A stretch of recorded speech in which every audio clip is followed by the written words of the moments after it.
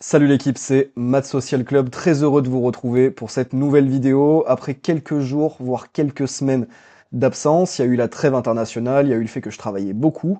J'ai donc pas pu aller voir de match dans un stade, mais le Tour de France des stades reprend dès ce week-end.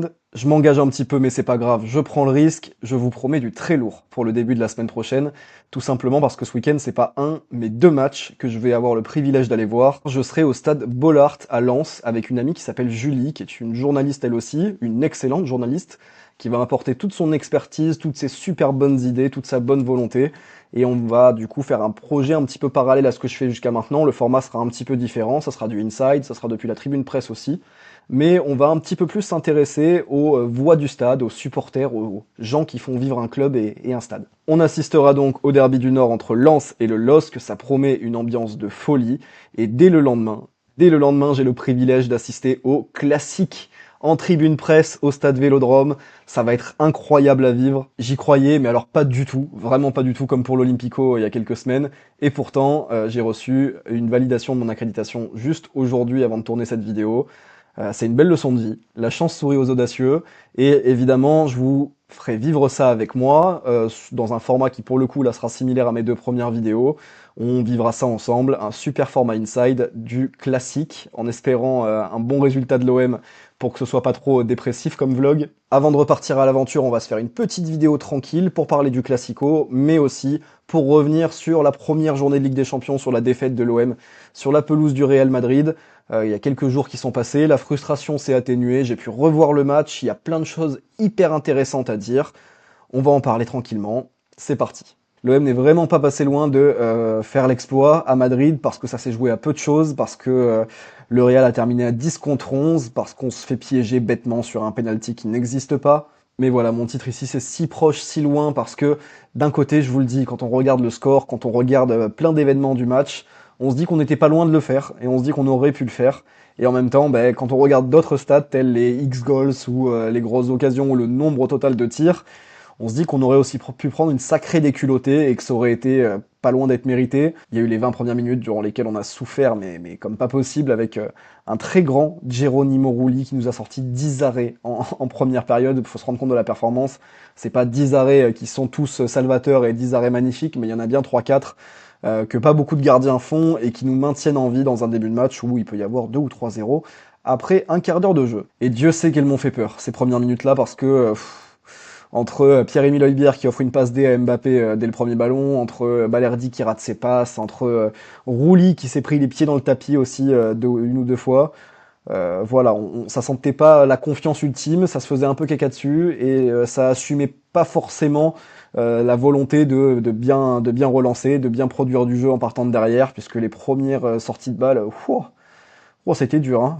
Il y avait un pressing qui était infiniment bien maîtrisé en face, mais alors techniquement, nos premières sorties de balle, fallait avoir le cœur bien accroché. Parmi les gros regrets que j'avais mardi soir et mercredi matin, il y avait le fait que, en fait, ce qui est con, c'est qu'on leur a résisté sur leur meilleure période du match. Le Real a été très très fort dans les 20-30 premières minutes, le match a été beaucoup plus équilibré par la suite, forcément parce qu'ils ont laissé beaucoup d'énergie dans le pressing et dans l'intensité, dans les duels des 20-30 premières minutes, et au final c'est la période durant laquelle on a résisté, durant laquelle Geronimo Rulli nous a fait des arrêts, des parades extraordinaires, et on craque pas, et au final on marque même sur un hold-up clairement de Timothy Weah, un ballon récupéré par Greenwood qui faisait un début de match très très difficile parce qu'il avait complètement abandonné Benjamin Pavard qui était en souffrance face à Rodrigo et face à Carreras sur le côté gauche. Donc voilà, Mason Greenwood qui récupère le ballon, qui temporise bien, qui lance parfaitement Timothy Weah qui fait un super appel.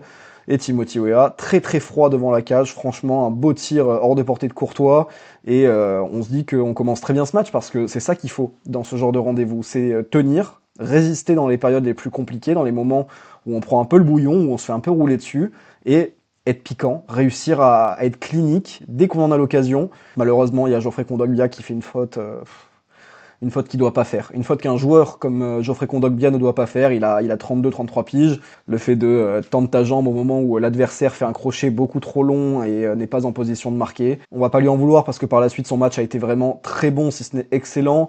Surtout si on le met en équivalence avec celui de Pierre-Emile Højbjerg, mais on en reparlera juste après, mais bref, une égalisation, Rouli qui passe pas loin déjà sur le premier penalty. Par la suite, après ce but encaissé, ben, on se remet bien dans le match, franchement, et on commence surtout à apprendre à poser notre jeu face à une équipe comme celle-ci. On a réussi en une ou deux touches de balle à faire de très belles sorties. En toute fin de première mi-temps, il y a une séquence où on tient le ballon pendant 1 minute. Ben, c'est la séquence où à la fin il doit y avoir penalty, clairement.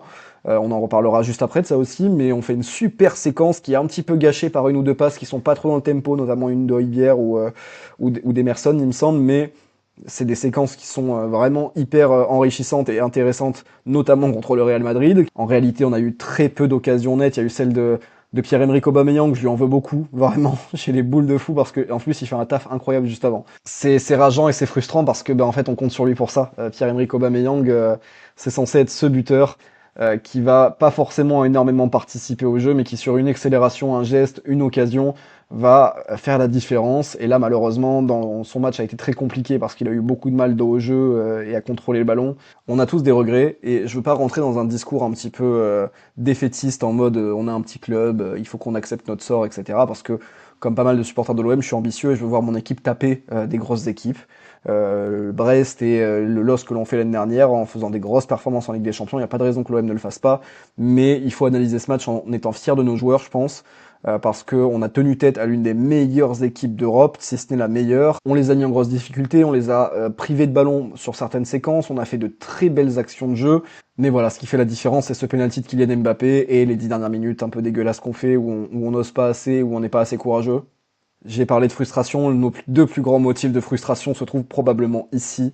Cette main non sifflée de Militao et cette main sifflée de Medina. Je comprends vraiment pas la cohérence de l'arbitrage sur ces deux actions-là, puisque sur la première, je dis pas qu'il y a une main évidente et que c'est penalty tous les jours, je dis que Militao fait un geste du bras, il avance son coude, le coude va vers le ballon, et surtout le ballon est probablement cadré, la frappe est bonne, et elle peut donner un but, et donc pour moi Militao enlève vraiment un ballon de but en faisant un geste qui est à mon sens volontaire, ou qui ressemble beaucoup en tout cas à un geste volontaire. Et sur l'autre action qui a été sifflée, Facundo Medina fait un super tacle, il contre la frappe de Vinicius, le ballon rebondit sur sa jambe, et il arrive sur son bras alors qu'il est en train de tomber, de glisser sur un tacle.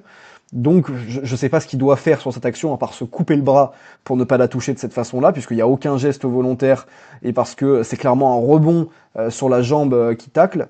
En fait, c'est fou parce que ils prennent un rouge qui est évident, où l'arbitre met 3 minutes à se décider, alors qu'il y a un coup de tête de Carvaral et que c'est carton rouge tous les jours. Geronimo Rulli recule son visage, donc il n'y a même pas un geste qui est réciproque, entre guillemets, c'est seulement Carvaral qui y va et qui lui met un coup de tête absolument débile pour un joueur de son expérience d'ailleurs. Et donc voilà, après avoir analysé le coup de tête sous tous les angles, l'arbitre se rend compte qu'il n'a pas trop le choix, il faut le mettre, le carton rouge. Il vient, il s'excuse presque auprès de Carvaral de lui mettre le carton rouge en lui tenant l'épaule, il est à deux doigts de le raccompagner au vestiaire et de lui faire un massage des pieds pour s'excuser. Et là, on entre dans un truc qui concerne souvent le Real, c'est-à-dire que maintenant que je vous ai mis un rouge, maintenant que j'ai pris une décision défavorable pour vous, donnez-moi l'occasion de faire de la compensation sur la moindre petite action. Ça explique pas tout parce que forcément, Kondogbia peut obtenir un penalty, mais qui nous dit qu'on va le marquer. On a 10-15 minutes après le penalty d'Mbappé pour revenir dans le match et pour égaliser. Mais la réalité, c'est que ce genre de rencontre, ce genre de match à haut niveau, ça se gagne sur des détails, sur des faits de jeu, sur pas grand-chose en fait. Ma plus grande fierté, c'est pas qu'on a juste tenu tête au Real Madrid, c'est de me dire qu'on les a regardés dans les yeux en assumant notre style de jeu. Parce que dès le début du match, on a cherché à relancer court, dès le début du match, on a cherché à jouer dans les petits espaces, à redoubler, à pas se débarrasser du ballon, à avoir la possession et la maîtrise du ballon. C'est les principes de Roberto De Zerbi, et on dit souvent que c'est un coach avec des principes très forts, etc. C'est dans ce genre de match que c'est censé se vérifier. Si un coach fout ses principes à la poubelle pour mettre le bus et jouer sur deux attaquants rapides tous les gros matchs et tous les gros adversaires qu'il prend, forcément ça interroge sur ses principes et sur son réel projet de jeu. Là, Roberto De Zerbi a assumé. Il allait au bout de son projet de jeu et moi je suis particulièrement fier de supporter un club qui a joué au foot, au Santiago Bernabéu, et qui a mis en difficulté le Real Madrid en jouant au foot, en jouant son football. C'est le cas de deux joueurs que j'ai mis ici, Timothy Weah et Emerson. Par rapport au mercato, par rapport au bilan du mercato, c'est clairement pas les joueurs qui nous faisaient le plus bander. Tous les deux, ils ont prouvé de super belles choses hier, et sur le terrain, si t'enlèves Geronimo Rulli, c'est peut-être nos deux meilleurs joueurs. Vraiment, la performance d'Emerson, faut pas la minimiser, parce qu'en début de match, quand on commençait à prendre l'eau, c'était un petit peu difficile pour lui aussi, mais au bout de 5-10 minutes, il est rentré dedans. Et défensivement, face à Mastantuono, ou sur d'autres séquences, il s'est pas enlevé au duel, il a récupéré de très bons ballons, en se jetant pas, en récupérant la balle, vraiment c'est le cas, en relançant derrière. Il est venu se mêler un petit peu au milieu par moment, il a complètement dézonné et il avait la qualité technique pour le faire. On n'est pas juste sur un gars qui était très motivé et qui avait le couteau entre les dents. On est sur un gars qui techniquement a été très propre, qui participe à de très belles actions, qui a eu en plus de ça, justement, une belle relation technique avec Wea. Et Wea, c'était dans un registre un petit peu différent pour le coup. Lui, beaucoup d'intensité, beaucoup d'abattage défensif et offensif. Il était à la fois très bas pour venir aider Emerson, justement, sur le côté gauche, et en même temps, il se projetait très vite. Il allait jouer les 1 contre 1. Il essayait de participer aux relances, même si au début c'était un petit peu compliqué pour lui aussi. Et donc un joueur comme Timothy Weah, rien que le fait de marquer un but au Bernabeu, déjà ça rembourse une partie de son transfert. Et il y a aussi le fait que vraiment, je pense qu'on fera le bilan à la fin de la saison, mais je suis prêt à prendre les paris. Timothy Weah va jouer sa 30aine de matchs avec l'OM cette année, parce que c'est un joueur qui est très correct à plusieurs postes.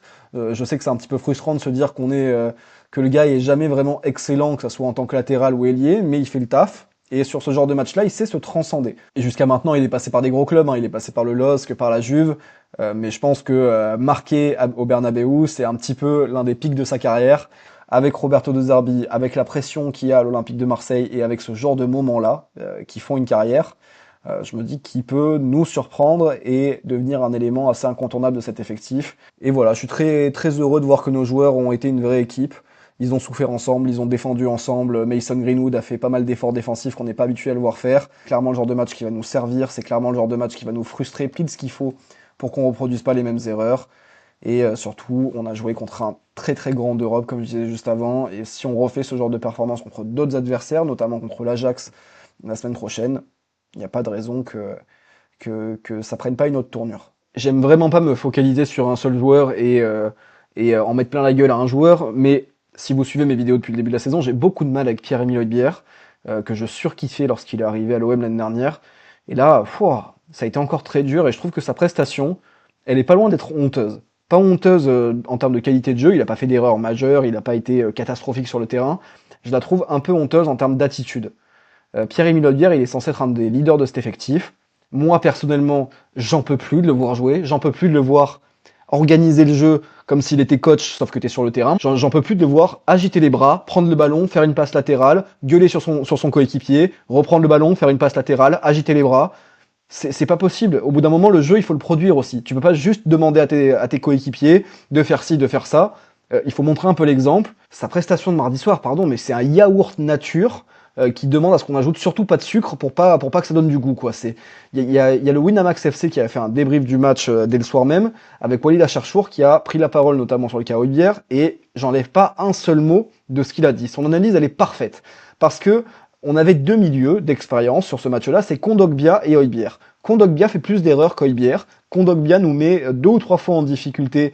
Højbjerg non, à part sur la première action où il rate complètement son dégagement et où il donne un ballon de but à Mbappé. Mais Kondogbia a assumé son statut. Il a assumé son rôle de leader d'effectif et de leader sur le terrain.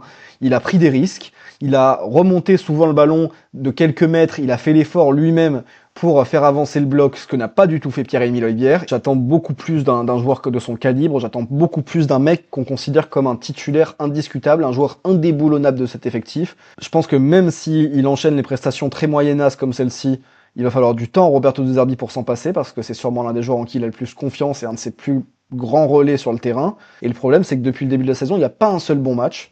Il marque un but mais contre le Paris FC, mais il fait pas un bon match non plus. Il est dégueulasse, mais absolument dégueulasse à Lyon. Sur le premier match de la saison à Rennes, il est complètement dépassé aussi. Là, on doit compter sur lui parce que c'est un des rares joueurs qui a une vraie expérience de la Ligue des Champions et des gros clubs. Il se cache, clairement, il s'est caché. Donc voilà, il y a un truc que je comprends pas trop dans l'attitude. Ça a l'air d'être un des joueurs les plus investis dans cet effectif. C'est l'année dernière, quand il est arrivé, il a mis tout le monde d'accord en 2 jours.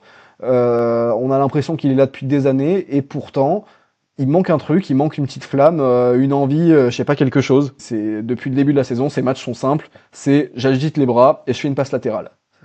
Ça devient un petit peu court pour un joueur de son calibre. Pour conclure ce débrief contre le Real Madrid, je vous propose mes tops et mes flops. Donc un top composé de Geronimo Rulli, forcément, qui nous a fait certainement l'une des plus grosses prestations de l'histoire d'un gardien de l'Olympique de Marseille en Ligue des Champions.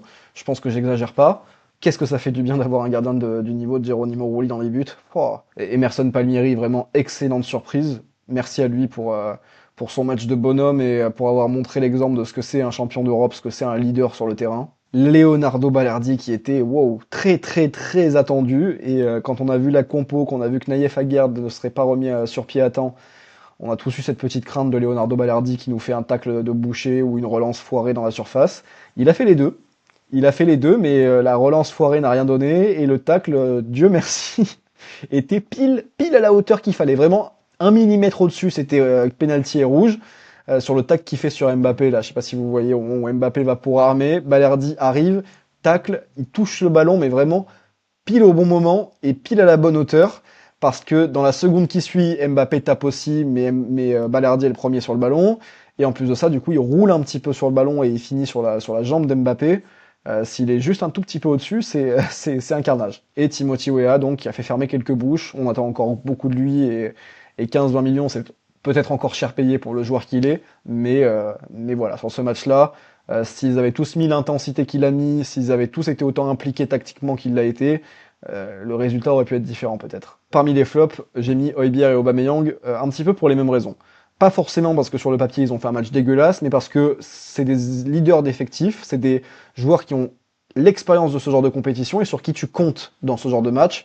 Et pour moi, c'est les deux qui passent le plus au travers. Højbjerg pour sa capacité à plus parler que faire, donc comme je vous l'ai dit juste avant, et Aubameyang parce qu'il a ce ballon qui peut faire basculer ce match, ce ballon qui peut te permettre de climatiser une deuxième fois le Bernabéu et c'est le genre de match où il faut être clinique, comme je le disais tout à l'heure. Il l'a pas été. Il a eu très peu l'occasion de l'être et quand on lui a donné, quand il se l'est un peu créé tout seul d'ailleurs, il faut être objectif, bah, il a pas conclu. Voilà, je lui en veux un petit peu parce que je lui trouvais des excuses par rapport à son match, qui était vraiment pas ouf. Hein.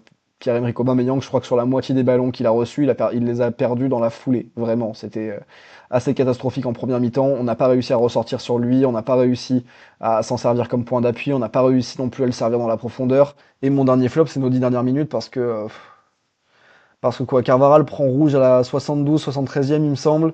Derrière, que tu aies besoin de 2-3 minutes pour te remettre en place et pour t'adapter à ce que fait l'adversaire. Il n'y a pas de souci, je le comprends. Mais on a fait vraiment 15-20 dernières minutes, vraiment 10 surtout, qui étaient assez honteuses. Et je trouve ça incroyablement dommage de se dire que tu as été courageux tout le match, en appliquant tes principes de jeu, en relançant de derrière, en jouant les contres à 100%. T'as été super courageux même dans des périodes où tu menais 1-0, dans les périodes où tu pouvais ramener un point de Madrid et où t'aurais pu être tenté de mettre le bus. Et au final, le moment où t'es le moins courageux, le moment où tu prends le moins de risques, le moment où tu attaques le moins, peut-être, ben, c'est les 15-20 dernières minutes. On encaisse un penalty injuste à 10 contre 11.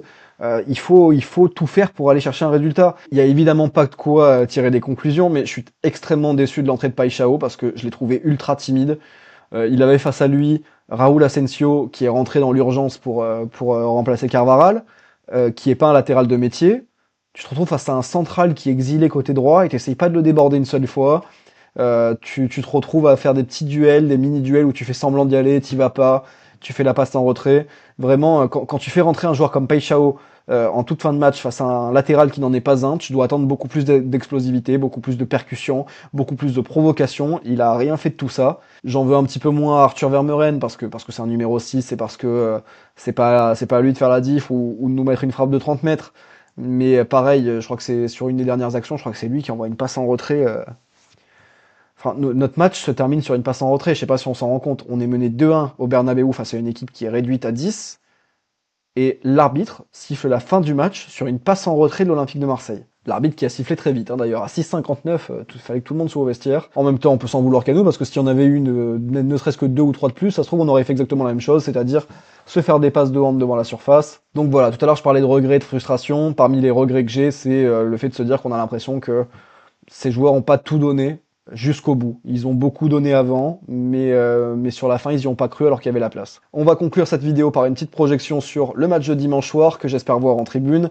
Le classique avec l'Olympique de Marseille qui, après le Real, va affronter un autre grand d'Europe, le PSG. Et voici la compo que j'aimerais voir contre Paris. Je suis très intéressé par vos retours, je suis très intéressé par vos idées à vous. Donc Geronimo Rulli dans les cages, forcément. Je pense que Naïef Aguerd sera un peu juste pour débuter. Et de toute façon, Roberto De Zerbi a vraiment insisté sur la confiance qu'il accordait à Leonardo Balerdi. Et je vois ni Pavard ni Medina bouger. Donc je pense qu'on repartira avec Le même trio derrière, pour moi, bah, il faut reconduire Emerson sur le côté gauche parce qu'il doit reprendre le rythme et parce que pour l'instant, sur ce qu'on a vu contre le Real, dans ce genre de rendez-vous, il devrait répondre présent. J'ai conscience que sur le papier, mon équipe, elle est très défensive. Il y a 5 défenseurs, il y a un milieu défensif, il y a un ailier qui est un peu un piston. J'assume parce que, pour plusieurs raisons, en fait. Déjà parce que on a vu sur le côté droit, avec Mason Greenwood, qui revenait pas forcément au début du match pour Benjamin Pavard, c'était infiniment compliqué. Avoir la présence de Murillo juste devant, je pense que ce serait vraiment l'idéal pour à la fois se servir de ses qualités de contre-attaquant et de ses qualités de défenseur. Moi, je me passe de Pierre-Emile Højbjerg, même s'il va jouer, hein, clairement.